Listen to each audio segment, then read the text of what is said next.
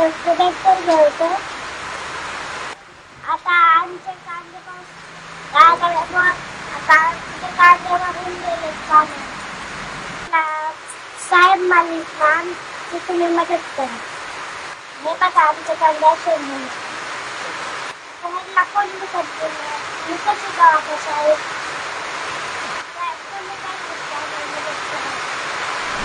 या कांद्याच्या विक्रीतून येणाऱ्या पैशावर दरेकर कुटुंबाचं पुढच्या अख्ख्या वर्षाचं नियोजन अवलंबून होतं. पण आता कसं जगणार असा प्रश्न त्यांना पडलाय. सगळा कांदा शेतात 3 एकर होता. त्याला खर्च सगळा मिळून 80-90 हजारापर्यंत झाला. खत, बियाणं, लावणं, मजुरी, सगळं त्याला फवारणी.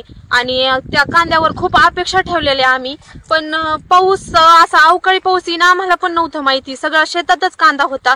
शेताच्या बाहेर काढला तरी तो पाण्यातच आहे. आता आम्ही नेमकं पुढचा खर्च कसा करायचा. परत आता उद्याच्याला पेरणी आली जवळ, त्याचं बी कुठून आणणार, काय करणार. सगळं बंद झाल्यासारखे झालेत आम्हाला रस्ते. आमचा सगळा कांदा अक्षरशः आमची 5 महिन्याची मेहनत सगळी पाण्यामध्ये आहे.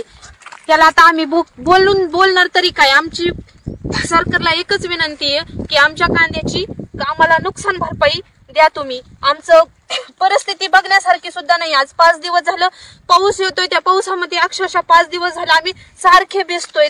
थंडी ऊन का जवळ आली. शाळा भरण्याची वेळ झाली. मुलीची शाळेची फी भरायची होती. मुलं सारखी रडता येतात. आमच्या शाळेची फी कुठून भरणार. आमची तर अपेक्षा होती की आम्ही कांदे विकून त्यांची फी भरूत, हे करूत. पण आता सगळे कांदेच रानात माती झालीये. तर त्याचे नेमकं पैसे तरी कसे येणार आहे. त्याला भाव तरी कोण देणार आहे. कोणी घेणार नाही. सगळ्या कांद्यांची आता अक्षरशः डोळ्यासमोर माती झालेली आहे. आमच्या शेतातल्या कांद्यांचा सारा चिखल झाला. 2 ते 4 वर्षाची 5 वर्षाची मुलगी सुद्धा आमच्या सोबत चिखलात पावसात आमच्या सोबत कांदे गोळा करते. 80-90 हजार रुपये खर्च झाला. आमचे थोडी अपेक्षा आहे की खर्च निघून आम्हाला थोडेफार का होईना पैसे मिळतील. पण आता आम्हाला पैसे पण नाही आणि खर्च सुद्धा नाही निघणार त्या कांद्यामध्ये.